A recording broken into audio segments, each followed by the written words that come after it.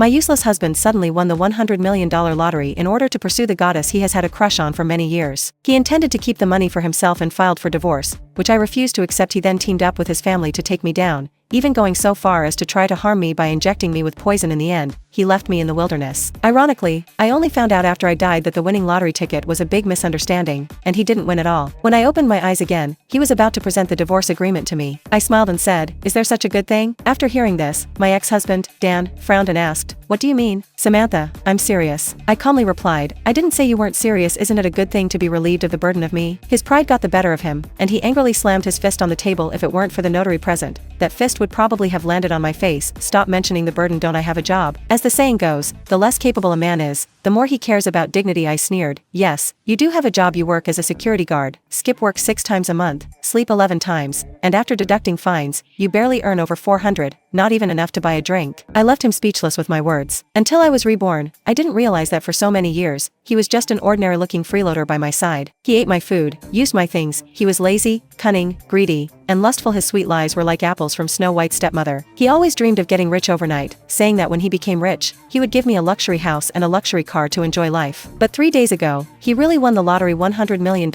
money that can't be spent in a lifetime. In order to prevent me from getting a penny, he chose to divorce me before claiming the prize. All he gave me was a slap. "Divorce? We must divorce. You've gone too far." "Enough," I shouted. The notary spoke up, obviously not wanting to see this farce continue. "Since you've made up your mind, then sign it." "Wait." I stood up and interrupted him. The notary was puzzled. "Lady, is there anything else you need to add?" With a slap, I slapped Dan. He was stunned by the hit. "It's okay, we're even now. So, let's talk about how to divide the property." Dan pretended to be generous. "I don't want anything. Just leave with nothing. You better leave me early." I nodded and signed my name. The notary was stunned. He thought that our complicated relationship would take a long time to resolve. But in fact, he just wanted to get rid of me quickly so that he could use the bonus to pursue his high school crush, Rachel. After obtaining the divorce certificate, Dan officially became my ex-husband. He excitedly posted on Instagram, "I'm back, still a teenager with the dreams of my youth, I'm here." After posting, he sat on a public chair and picked his feet as if no one else was around. The staff kindly advised him to pay attention to his image, but he turned around and cursed them. "What I do is none of your business." I walked calmly past him without even looking at him. He was holding back his anger in his heart. "Samantha, don't blame me for not reminding you.